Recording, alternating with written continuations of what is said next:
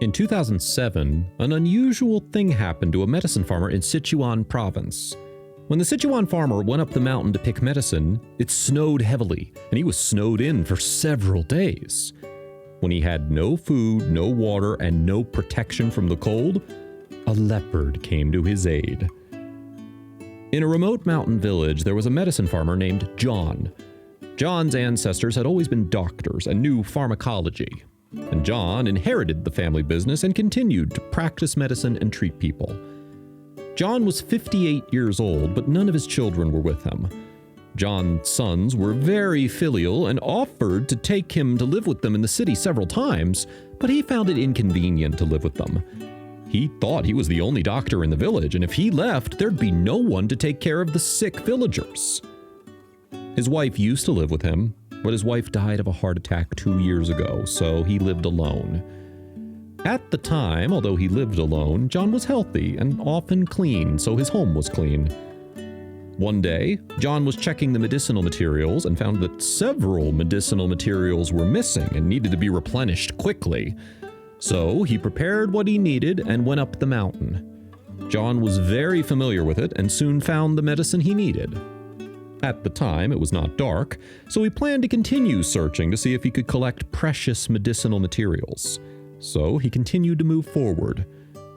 As he walked, he suddenly heard the cries of animals ahead of him. John was suddenly alert and quickly took the scythe in his hand. But as he was a doctor, he recognized that it was an animal's cry of pain when it was wounded. John felt conflicted. He thought it sounded like a badly injured animal, but he didn't know what it was. He knew that wounded animals were more defensive, but being kind, he decided to see if he could save it. With this in mind, he walked cautiously in the direction of the sound. After about 500 meters, John stopped walking. He heard the sound coming from ahead. John saw an overgrown hill and a wounded leopard bleeding. He could not see how many wounds it had, but the weeds under it were red with blood. It was licking its wounds. He thought it was a leopard. He wondered how he could save the leopard. He carefully stayed where he was and looked around for other animals. After waiting for about half an hour, John moved when he saw no other animals. He stopped a safe distance in front of the leopard.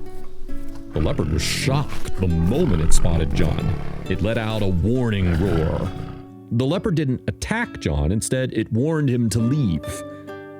John took the leftover meatloaf and some narcotic pills and quietly put them on the ground, then backed away. The leopard took a sniff and quickly ate it. It wasn't long before the leopard's limbs stiffened and its head sank to the ground. John had to wait a while before the leopard completely lost consciousness so he could walk over to the leopard and check on its injuries. The leopard had several deep bone wounds and was slowly bleeding, which looked like it had been scratched by a lion.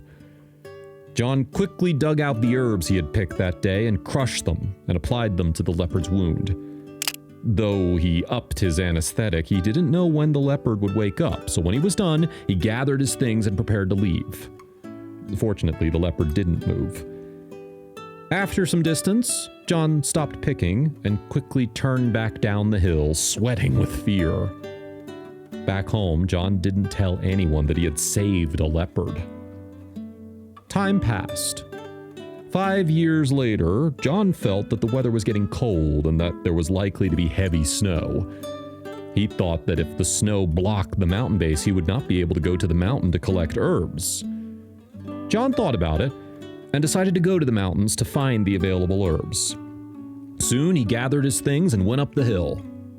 2 hours later, he had found half of the medicine when the sky suddenly began to snow.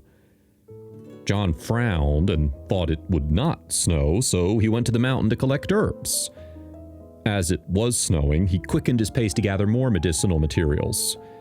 After a while, the snow gradually became heavy. John finally found all the medicine he needed and prepared to go down the mountain. It was then that he suddenly realized that the way down the mountain was covered in snow and that the snow was as high as his knees. He knew it was bad, so he tried to turn back. After another hour, John noticed that snow was falling everywhere and it was getting dark. He was lost, and the snow was up to his thighs. Having no choice, he decided to find shelter nearby and wait for the snow to stop before going down the mountain. After finding shelter, he took out the dry food he had prepared before and began to eat to replenish his strength. Then it was completely dark, and he could not help wrapping himself up because of the huge temperature difference between day and night. He thought the snow would stop soon, but it lasted for 3 days and nights. John had almost run out of dry food and water, and the temperature difference between day and night was so great that he fainted. But it was still snowing heavily. Early on the 3rd day, a leopard came out to hunt. When it saw a small mound buried by snow ahead, it could not help but look curiously. At that point, the leopard realized that it was John, but by then he was frozen. When the leopard looked at John, it froze. Then it laid its head on John's chest and listened to the faint beating of his heart. And then the leopard got on top of John to keep him warm. After a while, the leopard noticed that John's temperature was rising, so it got up and started looking for food.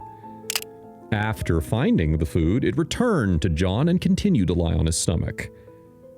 At noon on the 3rd day, John finally woke up. Startled, he took a closer look and was relieved to see that it was the leopard he had saved. John woke the leopard up, and when the leopard saw that John was awake, it happily licked his face and brought the pheasant it had caught in front of John. John rummaged for matches and some dry leaves before lighting a small fire. Then he plucked the pheasant and prepared to roast it. After a while, there came a smell of meat, so they ate the pheasant. But the snow continued to fall. When they had finished, they snuggled up to each other for warmth, and it was as if they were alone. The morning after dawn, the sun hit John's eyes. He opened them to find that the snow had stopped, and the leopard had woken up. After the snow melted, he went down the mountain. After that, their bond grew stronger, and whenever John went up the mountain to pick medicine, the leopard followed him.